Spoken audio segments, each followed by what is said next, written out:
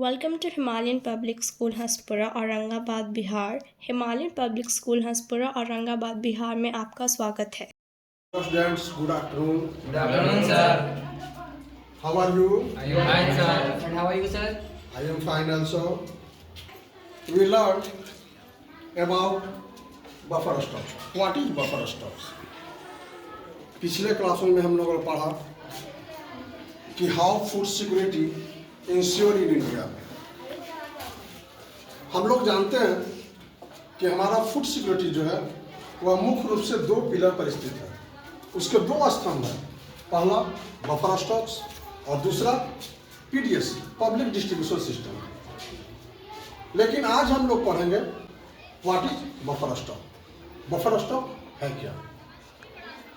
तो हम लोग जानते हैं कि बफर स्टॉक का मतलब होता है स्टॉक्स ऑफ फूड ग्रेन्स, मतलब खाद्य पदार्थों का संग्रह।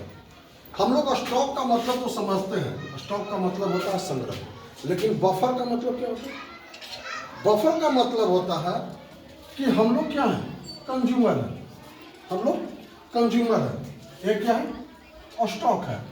इस दोनों के बीच का जो जगह है, कंज्यूमर और स्टॉक, इन दोनों का बीच का जो जगह है, इसी को हम लोग कहते हैं बफर। यानी दो को खाली जगहों को, दोनों के बीच की खाली जगहों को हम लोग कहेंगे बफर। यही है बफर स्टॉक। मतलब इन दोनों के बीच में जो हम स्टॉक रख सकते हैं उसी को हम लोग बफर स्टॉक कहते हैं। फॉर एग्जाम्पल, अगर एग्जाम्पल लेते हैं हम अपने घरों में, तो हम लोग अपने घरों में जो अनाज का उपयोग करते हैं, मान के चलते हैं कि एक दिन के लिए हमारे घर में अनाज 1 kg है, 1 kg है, 2 kg है। हम लोग घर में एक दिन में 2 या 3 kg उपयोग करते हैं। लेकिन अगर हमारे घर में 20 kg आटा रखा हुआ है, वह 20 kg आटा क्या है, हमारे घर के लिए बफर स्टॉक है। वह जो 20 kg आटा है जिसका हम उपयोग नहीं कर रहे हैं, वह हमारे घर के लिए बफर स्टॉक्स है। यह बफर स्टॉक्स हमारे पास आते कहते हैं, कहाँ से आएंगे? तो government with the help of food corporation of India, FCI, ठीक है, एफसीआई इसका फुल फॉर्म होता है food corporation of India. Government with the help of food corporation of India की मदद से, एफसीआई की मदद से यह प्रोक्योर्स करता है फूड ग्रेन्स को। किससे? यह किसानों से अनाज लेता है। क्या लेता है? व्हीट और राइस। किन किसानों से लेता है? वैसे किसानों से अनाज को खरीदता है जिसके पास सरप्लस प्रोडक्शन होता है।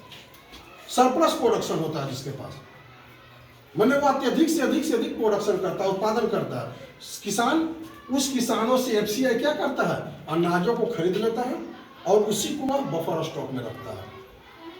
अब ये जो किसान है, ऐसा नहीं है, इन किसानों को सरकार जो है वह दाम दे के खरीदती है, मूल्य देती है, पैसे देती है। पैसे में क्या, on A pre announced price. सबसे महत्वपूर्ण चीज क्या है कि उन किसानों को यह बात की जानकारी होती है पहले ही, जब वह बीज रोपते हैं खेतों में, गेहूं का या चावल का, उसी समय सरकार यह घोषणा कर देती है कि हम आपके अनाज को, ठीक है, एक निश्चित दाम पर लेंगे, जिसको बोलते हैं मिनिमम सपोर्ट प्राइस, एमएसपी। सरकार या किसानों को पहले ही पता होता है कि हमको सरकार को इस दाम पे अनाज को बेचना है। वो जो दाम होता है वह मिनिमम सपोर्ट प्राइस, एमएसपी कहलाती है। अब मान के चलिए कि अगर सरकार जो है वह गेहूं का प्राइस जो है वह 2500 रुपये क्विंटल तय कर दिया, एमएसपी जो है 2500 रुपये क्विंटल तय कर दिया, तो किसान को यह अंदाजा हो गया कि हम जितना उत्पादन करेंगे उसको 2500 रुपये क्विंटल के हिसाब से हम सरकार को बेच सकते हैं। अगर उससे ज़्यादा दाम पर भी कोई व्यक्ति अगर लेना चाहे तो उसको भी वह बेच सकता है, किसान तो स्वतंत्र है। लेकिन उसको इतना अंदाजा हो गया कि मेरे जो उत्पादित किए गए जो अनाज है उसको कम से कम 2500 रुपया मिलेगा।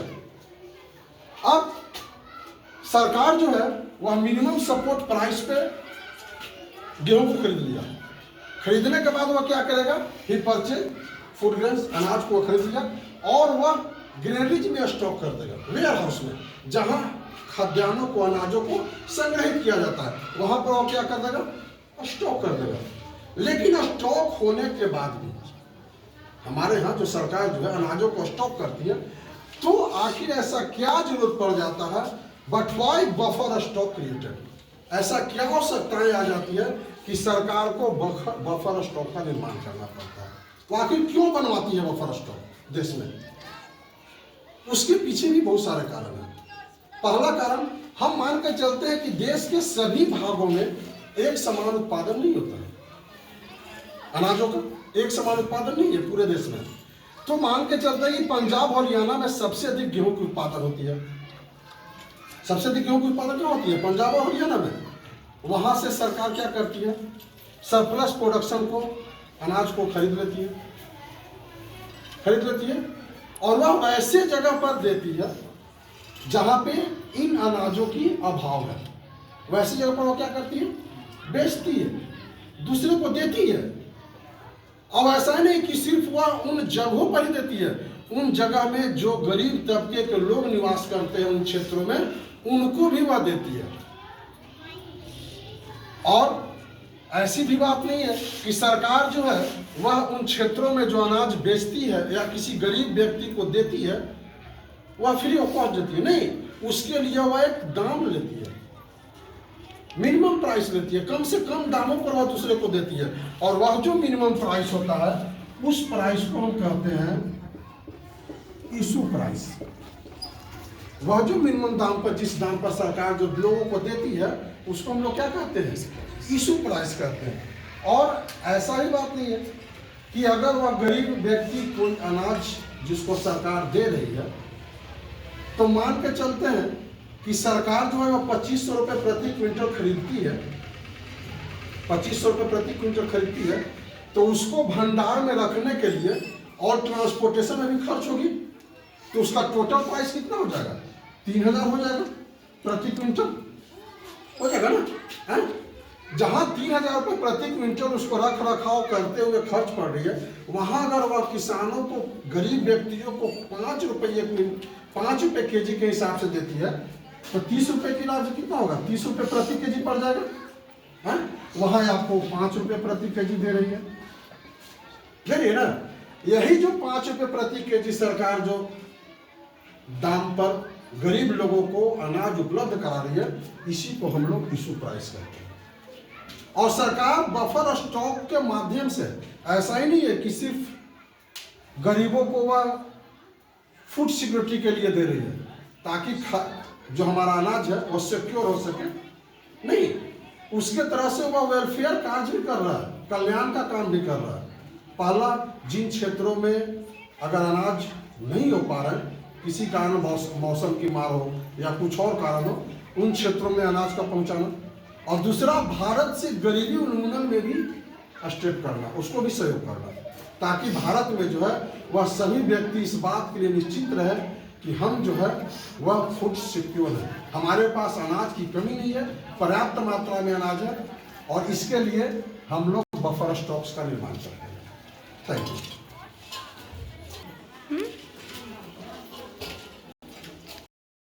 Thank you for watching the video. Please subscribe to our channel. Video देखने के लिए धन्यवाद। कृपया हमारे चैनल को सब्सक्राइब करें।